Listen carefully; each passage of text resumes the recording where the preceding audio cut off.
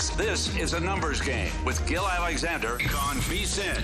All right, we are here. It is Friday morning. Gil is off for one more day. You are stuck with me for the final day. It's been a great week filling in here on the show. I'm Jared Smith. It's this is one of my favorite shows to fill in for, not just because of the timing, but also just the fact that it's the morning. I love the morning. To me, it's kind of when all the stars align. It's when you get your ducks in a row for the day. We got Wyatt Tomchek here with us as well, crack producer, doing a great job this week as well. I do not love the mornings. Why don't you like the mornings? I'm not a morning person. I'm a night owl. Born and raised here in Vegas, so it's like, we live in the night. But the sun, like, for those that are unaware, when you wake up early in Vegas and you catch the sunrise, it's the prettiest sunrise, I think, in the country that I've seen. I haven't seen every sunrise in every state, but the desert and just how hot it gets during the day. But in the morning, like when I go walk the dog, when I do this show, I walk my dog around 5:30. It's still relatively dark. And usually it's 110 degrees most days. It's like 85, and it's like the perfect temperature. I don't know. There's something about the morning that just gets me all. Well, yeah, it's the only time that it's cool. But it's the only time that it's cool. To answer your question about the sunrise, yeah, it's great if it's not blinding me while I'm trying to drive into work. Yeah, you got to be cool with that. All right, speaking of blinding, we thought we had an opener last night in the NFL, a preseason opener that got derailed by weather, not the sun, but the lack of sun because of rain. Apologies and thoughts and prayers to anyone who had an over ticket like me last night. You basically won at halftime, and you didn't get rewarded for your win because most sports books have the 55-minute rule, which states the game has to go 55 minutes before they can cash totals. I think it's totals only. I think sides, certain books will cash early, but totals for sure they won't. So I got voided on my over last night. If you got paid on it, great, good for you. Most likely most of you were voided. Or, as we say in the Marvel world, sent to the void, right? After the Deadpool. You saw Deadpool last night? You enjoyed it? Yes, so I saw none of the Hall of Fame game. I was waiting patiently to watch Deadpool Wolverine, which I recommend. Great movie. Yeah, I watched the first. Don't take your kids to it, but for the adults, it was a great movie. Yeah, don't take your kids unless they like blood and violence and cursing and all things that are R-rated. I did dabble in the first half, and then I went out for dinner, and I was when I went out at halftime, I'm like, oh, we're good. Money in the bank, baby. And then, of course, I pull up my phone after dinner, and I'm like, how come there's no more money in my account? How come there's not money in my account than when I was? The rain happens. Don't be mad. Let's leave it at this. There is a story today that you can be upset with at the sports books. Don't be mad about the sports books for getting voided last night. If it states it in the house rules that the game has to be played 55 minutes and the NFL doesn't have the foresight enough to know that the rain's coming and start the game an hour early so they can get the full thing in, they clearly didn't care about playing the full 60 yesterday. And I'm assuming both coaches were probably happy to kind of move on with their lives and their schedules, as this is an extra game on the preseason calendar for both of them. So we move onward from that. But there is a big story circulating the sports gambling world this morning. It actually started yesterday, and it was reaffirmed this morning. But DraftKings is taking a very unique approach to dealing with what's been a headwind for the industry over the last few years, which is a ridiculously high tax rate in some of the biggest grossing states, the biggest culprit being New York with their absurd behemoth albatross of a 51% tax rate. Well, yesterday a story kind of got leaked or kind of got put out there in the sphere that DraftKings was going to try to offset some of those taxes by taxing winning bets in those high-tax states. Pennsylvania, New York, New Jersey, I believe Illinois also on the list. Vermont, another one of those states with a ridiculously high tax rate. Well, obviously that was met with a lot of upset people. Twitter, X, was up in arms yesterday, including me. I think it's an atrocious way to kind of pass through what has been a very expensive venture for a lot of these sports books, which is operate in states with really high tax rates. I think there's a certain level of New York where the operators just have to admit defeat. You are not going to be profitable if there's a high tax rate. It's really hard. And obviously we've now had 2 years of New York's market online, and the results have been, I would say, timid because of the ridiculously high tax rate. Well, what DraftKings is going to do is they are going to charge bettors 3 to 5% on each winning bet. So what does that mean? Well, you make a bet. When you look at your ticket after the bet is made, you see what you risked and what your payout will be. Well, you'll still see that, but on the bottom line, kind of like a bill, when you get a hotel bill and you see like the service fee or the convenience fee or the bed fee, whatever ridiculous fees they put on the hotel bills these days, you'll just see a line item on your ticket that says service charge or whatever tax, and it'll be 3 to 5% deducted from your winning ticket. So let's say you make a $100 bet at even odds, 100 to win 100. It'll say 100 to win 97.50, 3.5% off of it, or 2.5% off of it. 3% would be 97. So that's kind of where we're at this morning. DraftKings CEO Jason Robbins, this is from Ryan Butler, who does great work covering the industry for Covers, tweeted that the CEO Jason Robbins reaffirmed the strategy behind the winning bet tax on today's earning call. That the product, this is where he lost me. The product is so good that bettors will be willing to pay the 3 to 5%.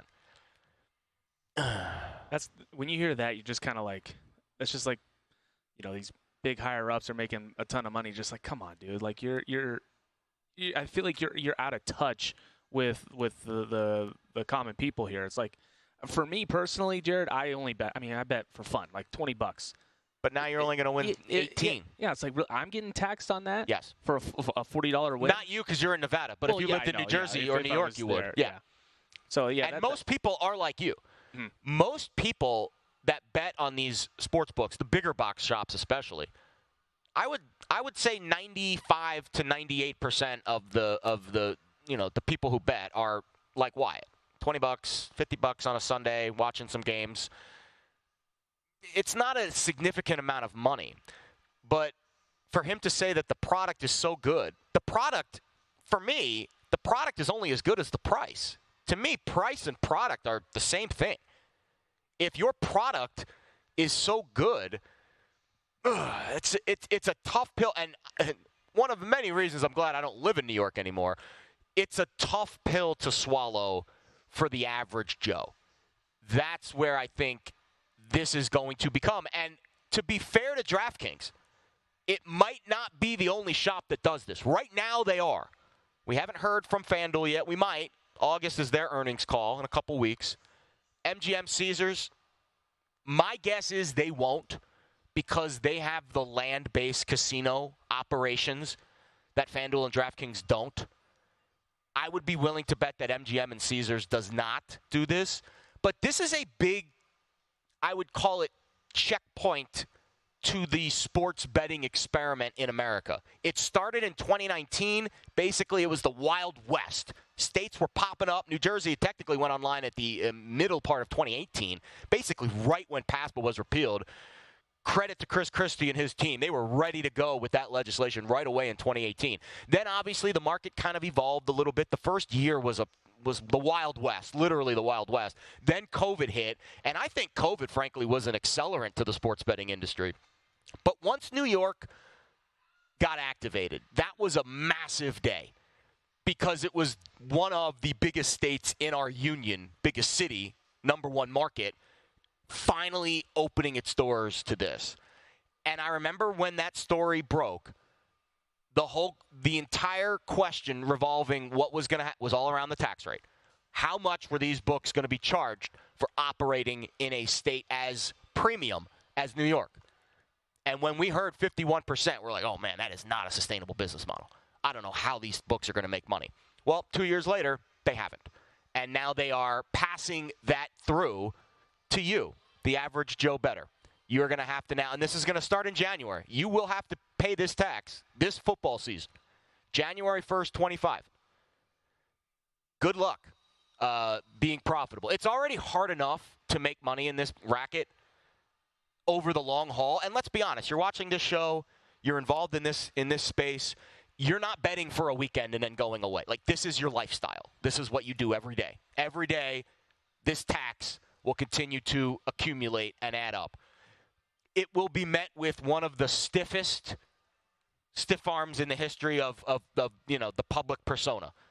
people are not going to like this. And I don't know if it's going to make them change it, but people are not. There's not going to be one positive about this that I think from our sphere. I just don't see it being a positive thing at all.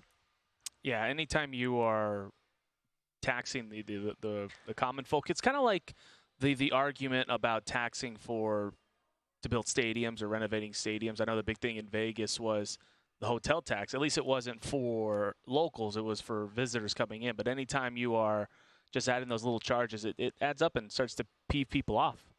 It all adds up. And the juice is already punitive enough most days. I think the hardest thing for an average bettor to overcome is the juice, because everybody likes to live in the prop market and the nerfy market, and those are expensive markets. They're derivative markets, a lot of them. So you're already paying a higher premium just to make the normal bets you want to make. Most people don't bet minus 110 sides and totals. Most people, the average Joe bettor, likes to bet props. Props are already 15-cent splits.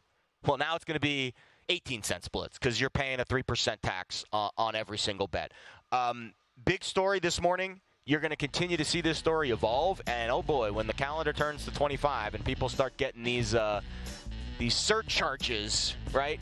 Surge pricing, we call it when you're doing the Uber. It is not going to be a very popular situation for these books. But we'll see. Again, gambling continues to evolve here in this country, and this was another step in that direction yesterday. Tyler Shoemaker, always evolving, coming up next here on A Numbers Game.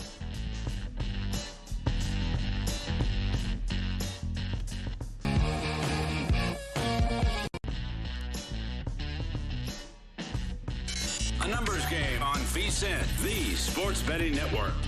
All right, hey, check it out. Become a VSiN Pro subscriber today. Why? Because the College Football Betting Guide out now. Ultimate guide, ultimate resource for the upcoming season, including previews for every team, all 134 of them. A preseason top 25, power ratings, proven systems, and more. Sign up now. Receive both the College Football and NFL Betting Guide, plus full VSiN Pro access to our daily Pro Picks 24/7 video, exclusive data like our splits all the way through the Super Bowl at an early bird discount price of just $175. Or sign up for a monthly subscription. Get your first 30 days for only $19. See everything VSiN has to up your betting game. Don't miss out on these preseason deals. Sign up VSiN.com/subscribe. All right, onward we go here on A Numbers Game. It is Friday morning. I am Jared. Also, Wyatt is here with us. And now joining us via the Progressive Guest Line, he is Tyler Shoemaker, VSiN writer and creator of the T-Shoe Index. Always great to catch up with Tyler. Of course, you can follow him on X at T-Shoe Index. All right, Tyler, let's get down to business here. College Football Betting Guide out now. You've got a plethora of picks and predictions throughout. We'll get to Conference USA in a minute. I think that's kind of top of mind. But we had another one of your brethren on yesterday, Zachary Cohen. We were talking about the Missouri Tigers, and it seems like Missouri is kind of becoming this hot-button team in the SEC. We've seen a lot of love for the over. You are one of those people that like the over on Missouri. Zachary came on yesterday and believes the under is actually the better play. So I will give you the floor, sir. Wax poetic about the Missouri Tigers. Why is that over 9.5 wins one of your best bets here for the college football season? Yeah, I mean, I certainly have seen some resistance. A lot of people going to bet the under on Missouri, anticipating some regression on the defensive side of the ball, which I certainly understand, and I did account for in my numbers. I'm still pretty comfortably on the over, though. I mean, I've got them number 6 in the country in my power ratings. I mean, I'm projecting them right at 10 wins. And the other thing, obviously, I mean, the most important thing when you're considering any bet, the price is the ultimate deciding point. And the price, when you can get plus, 130 or better on that over, that really puts me on there and makes it a best bet for me. Yeah, so my initial gut was over on Missouri, and then everyone started to pile on that bandwagon. I'm like, okay, am I missing something here? Because it seems like it's a consensus overplay. And Zachary did make some really good points yesterday about the defensive coordinator, Blake Baker, of course, now at LSU. So I am a little bit, I would say, hesitant to shove all my chips into the middle, but I don't think I'm really excited about an under here because I do like the schedule, and I do think they're going to start fast. And when I think a team's going to start fast, right, Tyler, if I think they're going to bank 4 wins, probably 5 wins in their first 6 games, I feel a little bit more confident coming off of Missouri later in the year if that is the case. So I'm with you. I think over is the only way to bet it pre-flop, especially if you get a good plus money price. All right, let's go to Conference USA. You did a great job breaking down this conference in the College Football Betting Guide. The team at the top of the heap is Liberty. They were fantastic last year, did not lose a conference game. It looks like their schedule is relatively favorable again this year, but the win total is sky high. So what can you tell me about Liberty this year with a 10.5 win total and, again, a conference that they're odds on to win it before the season even starts? Yeah, you're so kind saying that, the schedule's not great. I think that's a very nice way to put it. I think myself, Bill Connolly with SP Plus, I think pretty much everyone that has any type of predictive model has their schedule, in the bottom 3 in the country, if not dead last, which is where I have them. Their toughest game at Appalachian State, I still have them as a 2-point favorite in that game. So they potentially drop that. The interesting thing, though, I project them right at 10 wins. I think everyone's going to be on this over just for the simple fact, like we said, their schedule is very, very bad. So I would not want to necessarily bet an under, even though my numbers indicate that's the mathematics side. Even if they lose at App State, I don't know that anyone in Conference USA is up to par to be able to beat Liberty this year. Yeah, So the thing about Liberty that just makes them so tough is they play such a unique offense, and it's a conference that just doesn't have the athletes that can run with them. Like, they are so much stronger and bigger, faster. Western Kentucky and Jacksonville State are the other two teams that have high win totals in the conference this year. Jacksonville State's very intriguing. I believe Rich Rod's still the coach there. As they make their transition into FBS over the last couple of seasons. Is there anything in the middle tier that intrigues you? I know some of the teams at the bottom. Some of the, the UTEPs and I was on the UTEP over last year. I thought they were actually in a decent position to go bowling. I was totally wrong on that. But, you got some really bad teams in this conference, which sometimes actually, it's easier to handicap the teams that are going to be bad than the ones that are going to be good. But with that middle tier there, right, the Jacksonville States, the Louisiana Techs, the Western Kentuckys, the teams fighting for bowl eligibility, anything intrigue you there in the middle part? Yeah, I think from an edge standpoint, Middle Tennessee over 5 at -115 is my biggest edge for my projections in Conference USA. So I would consider that. I project them at 5.4 wins. So that's a pretty solid bet there. Their strength of schedule. Obviously everyone in Conference USA strength of schedule is terrible because they all play each other. But Middle Tennessee, a -7.5 average opponent power rating. Wow. So they're playing a team on average that's a touchdown below FBS average. So very soft schedule. I like Middle Tennessee to go over. Is Kennesaw? Is it their first year in this conference? Were they in the conference last year, or is this one of the transitions for them? This is their transition year. They're coming up from FCS, and they, Jacksonville State last year, I don't think anyone really knew how to project them coming up from FCS. They had a great season. I don't think Kennesaw State is that. I've got them near the bottom of Conference USA, actually at the bottom, even below FIU. So I think it's going to be a rough transition year for them. I don't think they're going to have near the success that like a Jacksonville State had last year. It's funny because when I was down working in Boca Raton at FAU, it was always FAU, FIU were kind of battling for that South Florida supremacy. One of those programs has ascended. FAU to greater heights, where FIU, it seems like, over the last few years has continued to sink. Great stuff with Conference USA. All right, the College Football Playoff is going to be different this year, right? Expanded field. It changes the way that we view the odds. I do think there is some meat on the bone with some of these teams to make the College Football Playoff at plus money. You've got your Final Four set already. Do you want to go through it one by one? Ohio State at the top, is that your number one team? Or is it Georgia, Oregon, Texas being your 4? How would you rank those, would you say, right now at this stage? Yeah, so I do have Ohio State number 1 by just a half a point. So, I wouldn't argue if you wanted to put Georgia at number 1. I think it's basically a pick 'em with those two. And I think those two are the clear top 2 within Oregon and Texas.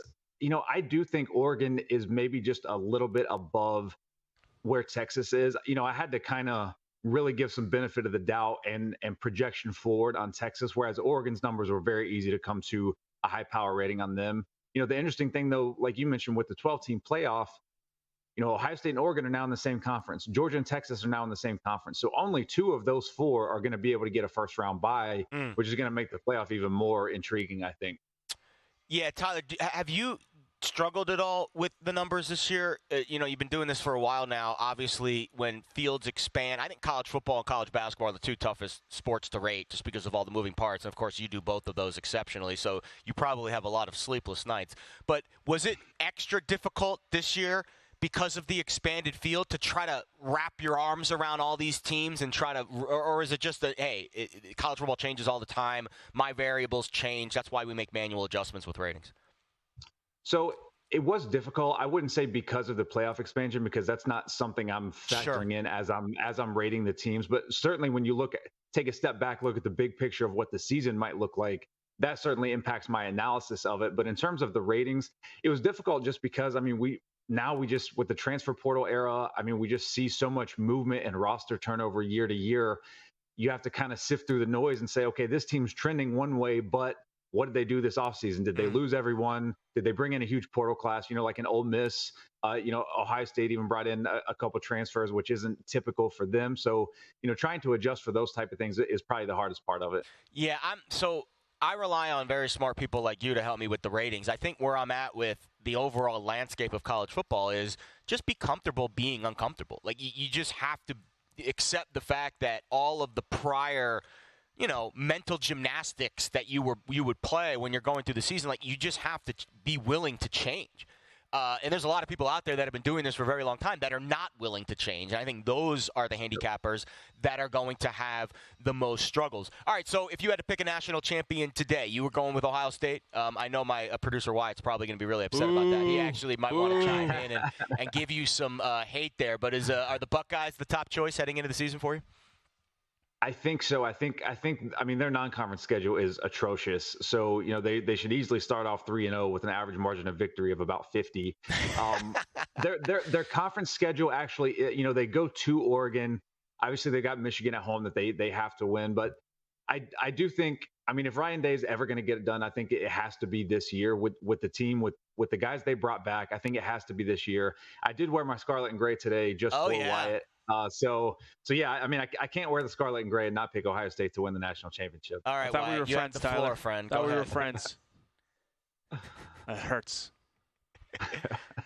I love the draw. See, when these situations happen, the host just kind of sits back and lets the producer and guest just kind of battle it out, because I'm clean here. Penn State, we're going to finish third in this conference no matter what, although we might finish ahead of Michigan this year for the first time in Lord knows how long. Tyler Shoemaker, great stuff, pal. Love catching up with you.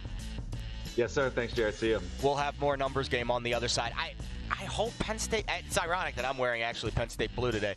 You're wearing black. Maybe you're mourning the loss of Michigan's season already early. All right, Wyatt, we'll come back on the other side. I'll let you rebuke the Ohio State love.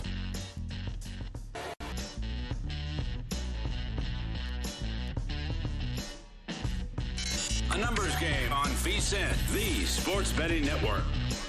All right, we are back here on VSiN. You can't see this on air, but every time we come back from break, producer Wyatt does some kind of toss to me to tell me that it's live. Do you want to show dramatization of what you just did? Yeah, I was just kind of getting the arrow back and then firing to make sure that I'm on par. I appreciate it because usually I don't get anything. I'm just they're just like, go, start talking. There's a backstory to this. Matt Brown. There is. This is back at the South Point days. Matt Brown, when I was producing the long shots. Sure. He'd be like, yeah, I need you to have more, a little pizzazz with the finger point and let me know we're back live. So I just do kind of. That seems like a Matt Brown troll job right there. It is. Yeah. But you know what? I do it for everybody.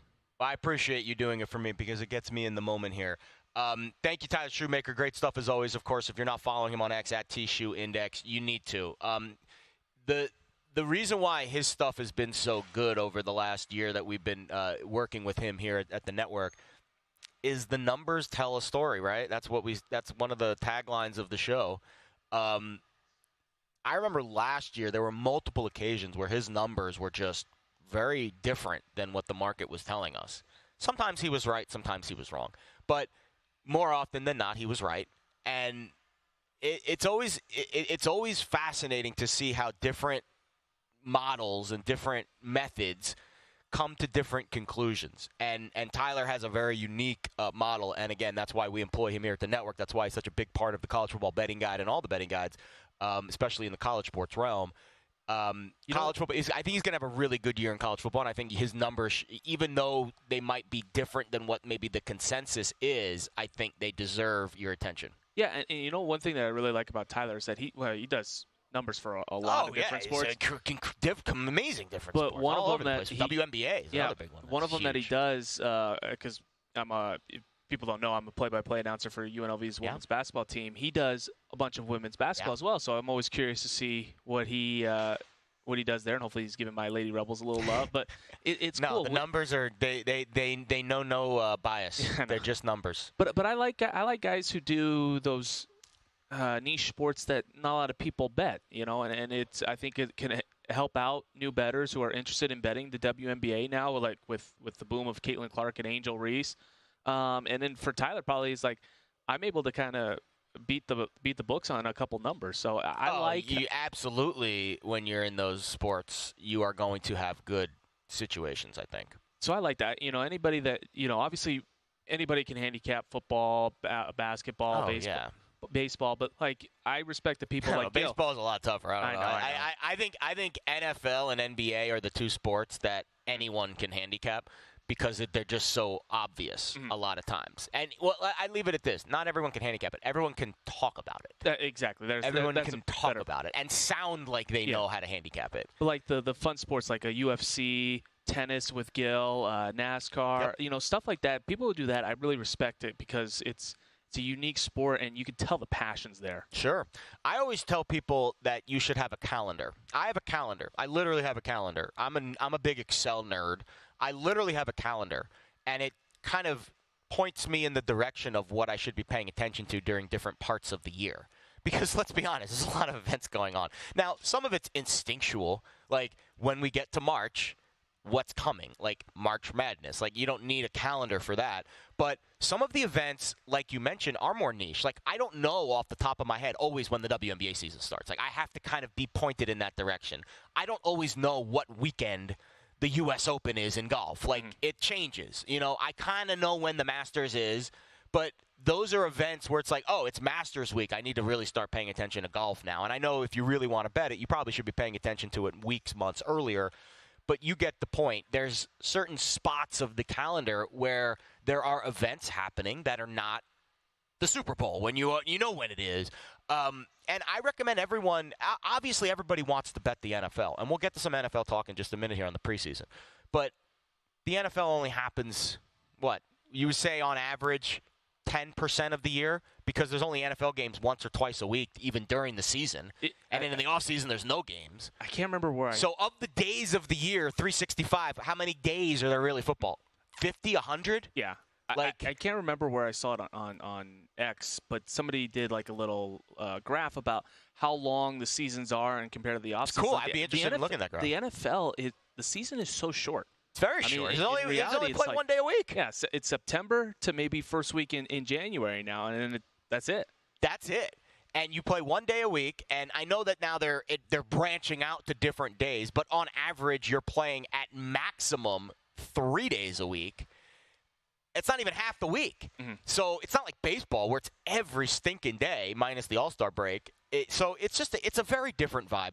I recommend everyone, if you're a big, like, let's say you only bet the NFL, like I only like watching the NFL.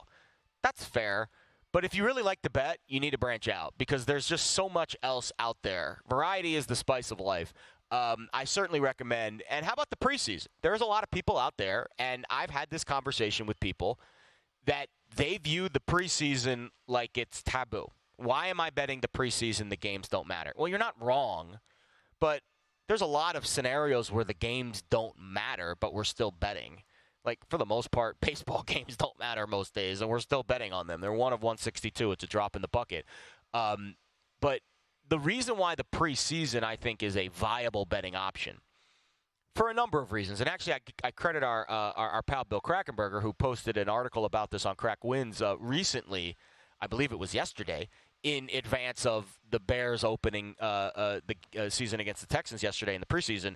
So he gave 5 different reasons, I guess more guidelines for things you should be paying attention to during the preseason, and reasons why you should bet it. the biggest reason, the number one reason why, if your opinion on the preseason is meh, it should change, it's because the lines are better. You're getting a better price. There's not as much attention. There's a lot more information that moves the market. And when information moves the market, it's more signal than noise. And what I mean by that is when you're getting a market move based off of ratings, based off of opinions, it is more of, we think this is where the number should be, we're betting it here. When you get a market move based off of a quarterback not playing, or this player being announced in, or this many snaps for this player, concrete information, that market move is legit. Like, it's not noise, it's signal. And that's why I think the preseason does offer value. Now, you've got to do your homework. It's not just going to fall down, from a tree and just land in your lap. You've got to do the work. Here's where you have to do the work. Coaches and quarterbacks. You should know, if you want to bet the preseason, you should know who the third and fourth string quarterbacks are. You should know who the offensive coordinator is, how aggressive he is. Is he a guy that's going to let the fourth string quarterback go berserk, like Brett Rippon last night, who looked like Mark Rippon? He looked fantastic. Well, there's a reason for that. First of all, I think they wanted to put on a little bit of a show, and I think they had the personnel for it last night. But you had two offensive coordinators yesterday that were willing to let it rip, especially on the Texans. Bobby Slowick, he might be one of the sharpest minds in the game right now. So you need to know who the coordinators are. I'm not as worried about the head coaches. I think those head coaches' profiles kind of speak for themselves. But the offensive and defensive coordinators need to be top of mind when you are betting a preseason game.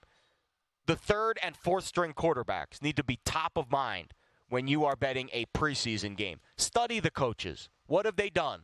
Where are the offensive coordinators coming from? Are they new offensive coordinators? Are they trying to implement a system? Are they willing to open things up? The answer with Bobby Slowick last night was a resounding yes. Same with Shane Waldron. Both of those guys were very willing to open up the playbooks and air it out. The talent was average, right? I don't think we're all going to go crazy about the quarterback talent running around the field last night. Although I will say Bagent, had a nice little run last year. And Davis Mills, it was a starter in this league for a number of years too. But those guys are obviously, I would say, mid-tier backups. I think there's better backups. Like, for example, when the Jets play with Tyrod Taylor, I don't know how much run he'll get, but he's probably the best backup in the league, one of. So I'm interested in the Jets if Taylor's going to play the whole half. I don't know if he's going to. We'll find out that information once we get closer to the Jets' first game, but I know Aaron Rodgers ain't going to play. So you can already cross him off the list, and you can already move on from that. The other thing to keep in mind when you're betting the preseason is these numbers move a lot. Once the information drops, the numbers move a lot, which gives you a chance to middle. Do you want a middle? Do you not want a middle? How big is your bet? These are all things that you need to consider in the preseason, because I think the baseline response of, no value, not interested, it's just not accurate. Any response? Are you betting the preseason this year, Wyatt? No, because I don't know. Don't say there's no value. I want to say no value. It just doesn't pique my interest. That's a fair response to why people don't bet the preseason. It doesn't interest me. Don't bet something you're not interested in. I'm more worried about, as a Packer fan, all right, well, how are the rookies going to look? Last year how's Jordan Love going to look with the ones? That's kind of what the big thing I'm worried about. All right, how about some wild card bets? Things were getting wild in the NFL last year. We'll see how the seeding pricing looks for this season. That's next on A Numbers Game.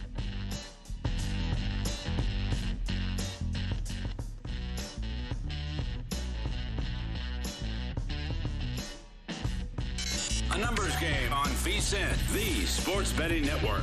Do you like betting on horses? If the answer to that question is yes, go to VSiN.com right now. Why? Saratoga Del Mar picks for today. Mike Somich. I love Mike Somich's content. He's one of the sharpest handicappers in the business on the horse racing side. Obviously does a lot of other things very well too. But he has some really interesting stuff up for Saratoga. If you're interested in getting involved today, we've got UFC on the site as well. NFL preseason, scouting the depth charts. Matt Humans, thank you very much for that. Zachary Coleman, Olympic basketball. It's all available to you at VSiN.com. All right, we are back here on a Friday. Jared and Wyatt in for Gil and Kelly here on A Numbers Game. Let's get to some more NFL handicapping. I'm excited to get involved in the preseason. I'm not going to be betting it as much as I will the regular season, but I made a bet last night, was on the over. Shout out Club TA, nailed that number. We got about 2 points of closing line value on it, and it all went down the drain once the game got banged there. But I am going to be involved in the preseason. I'm probably going to be putting out quarterback depth charts for each game in some capacity. Not every game, but the games I'm betting on, I'll probably be putting out some of that information. Just because I do think it's a departure from my norm. I have not been a preseason bettor over the last few years. I have been in the Wyatt Tomchek camp, which is I'm just waiting and I'm lying in the weeds, hanging around, waiting for the regular season. I think I'm going to be a little bit more proactive this year because I do think it might help me with week one. It might not. We'll see. We're going to try it this year. We're going to bet a little bit more preseason football. But I want to pivot to the postseason because obviously that's the end of the rainbow where these teams are trying to accomplish here. And Wyatt, you put together a nice little segment describing the wild card seed. It's not a market that I've seen posted yet. Obviously, the new wild card format is relatively new, and we are still trying to figure out how to price these teams properly. So each conference has their own set of wild card seed markets. Do you want to kind of fill me in on your thought process here when we were cooking this thing up?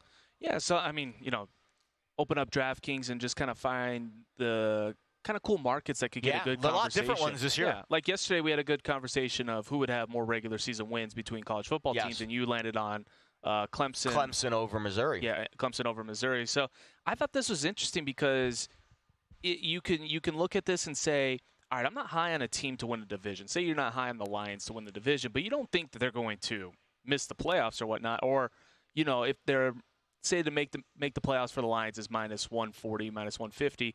Well, these wild card seeds, to say for the Lions to get a wild card seed is plus 225. There's more value to find, to kind of beat the market a little bit here.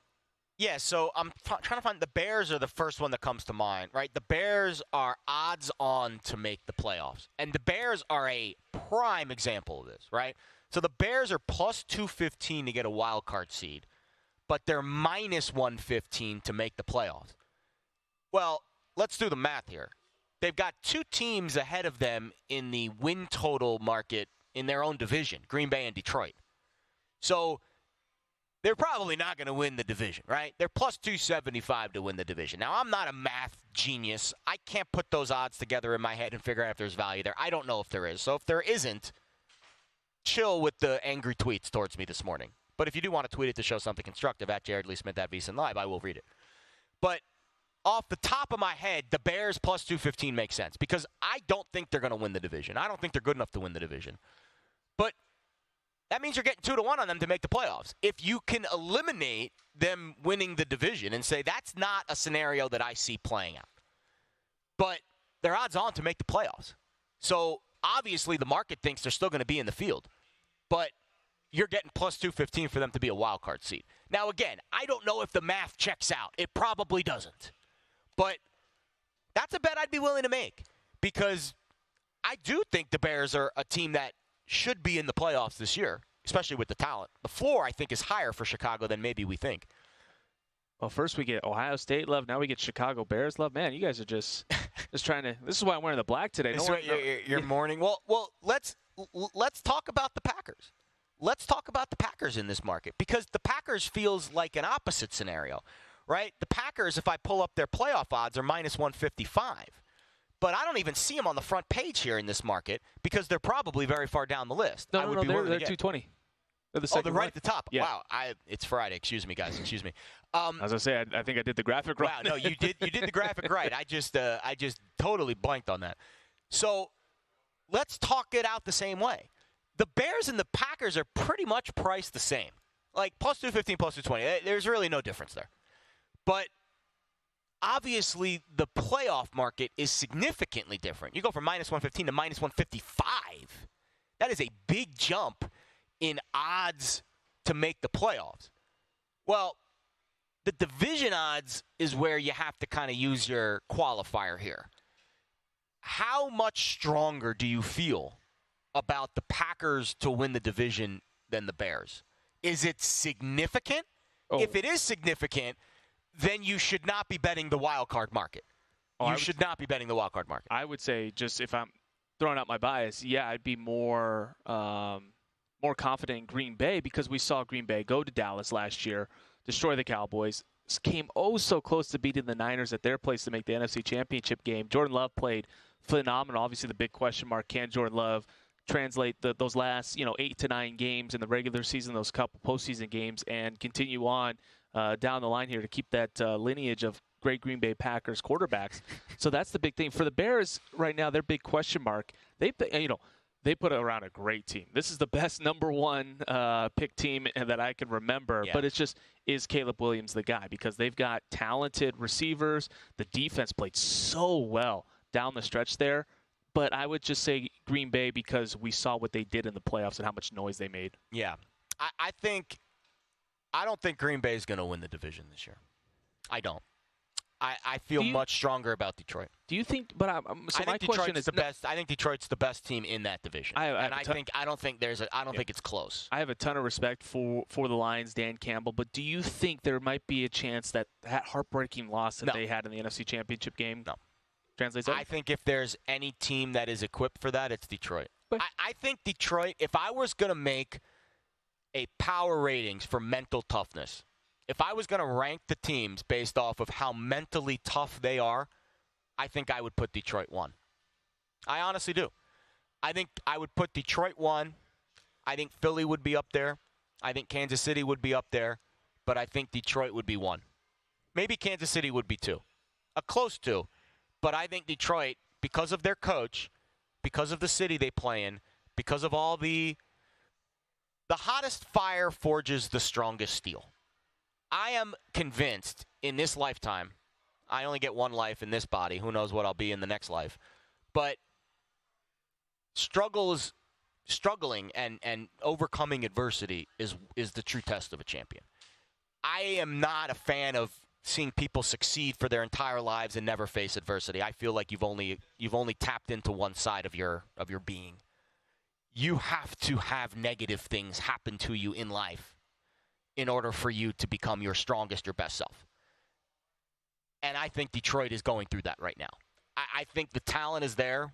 I think the scheme is there with Ben Johnson. Defensively, there's a little bit of meat on the bone. I think Aaron Glenn and that defense can obviously make some improvements.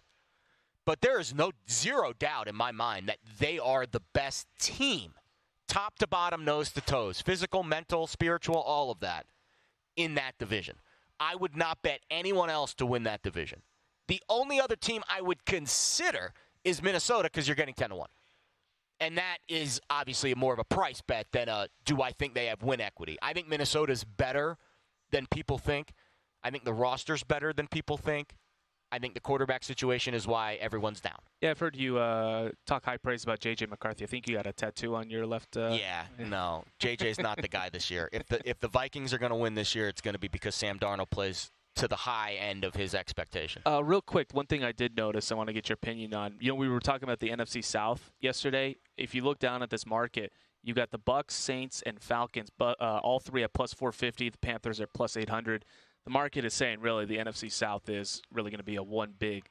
One bid league. Yeah, it's a good way of putting it.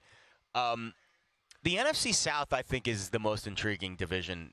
I think the NFC South this year, and if you're asking me, is there a bet to make in this market, I would consider the Packers at plus 220 because, again, I feel significantly stronger about the Lions winning the division than the Packers. Like, I do not see anyone in that division winning it besides Detroit. Like, I would be genuinely shocked if the Lions do not repeat in that division this year.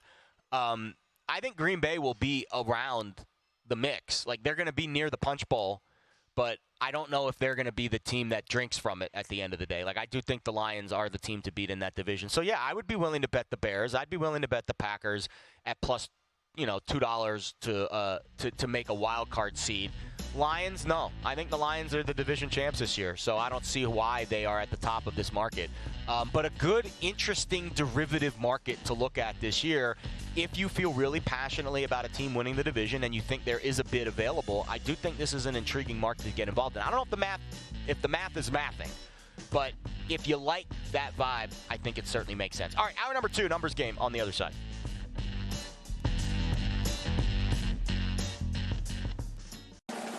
Don't bet college football this season without VSiN's college football betting guide. It's